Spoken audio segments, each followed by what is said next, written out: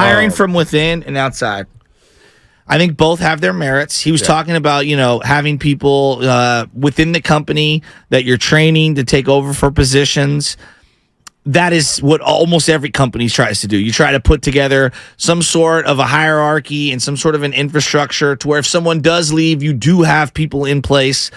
But you also want to leave yourself open to hire the best overall candidate. And sometimes that might not be from within, right? Sometimes that is someone on the outside. Who would even be on a short list?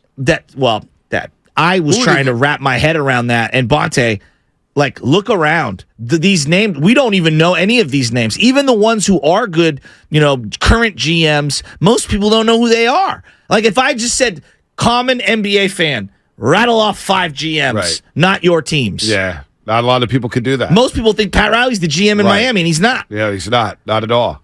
So I think it's very difficult, and I think when you look at this from the Warriors' perspective, I guess my question to you is, Bonte, what do you want? Do you want them to hire from within, or do you want them to go outside and have someone who maybe doesn't have attachments or preset ideas or concepts looking at what they've got going on right now?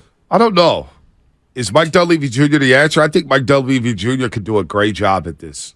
I think you're warming up to that? Oh, I've been warmed up to it. I think a lot of people, when they rip Dunleavy, it's because of the way he played as a player. Yeah, but that's when not he's the number 3 overall pick. And I know it's not fair, but that's what's going to come with fans. It's a totally different skill set. Some fans are irrational. I agree. No, I know. Fans don't. They think they see Mike Dunleavy Jr.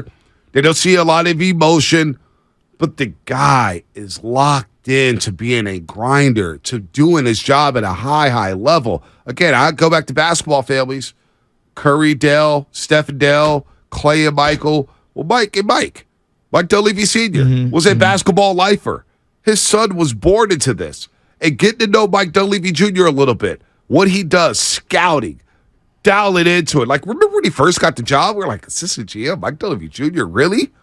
Why is that?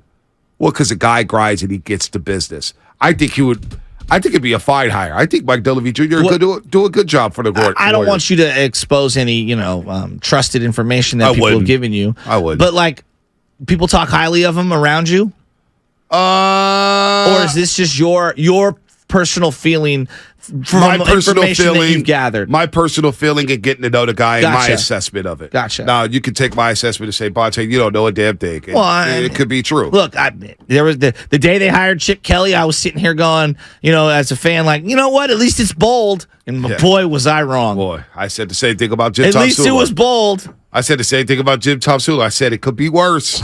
Well, no, it can't. Well, actually, it was worse. It was worse. It was Chip Kelly. But but getting to know Mike and how, it's a reason why you got a franchise like the Warriors with what they've built are just not going to hire a Mike Dunleavy Jr. just to hire him. For the feel goods. And really, there's no feel goods when you bring back a Mike Dunleavy Jr. to this organization, considering how he played for this organization.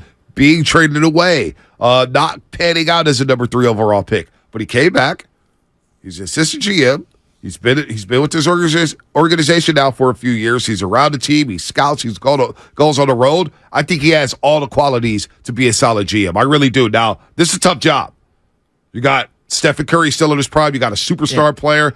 What do you do with Draymond Green? What do you do with Klay Thompson? What do you do with Jordan Poole and Andrew? All this stuff comes into play.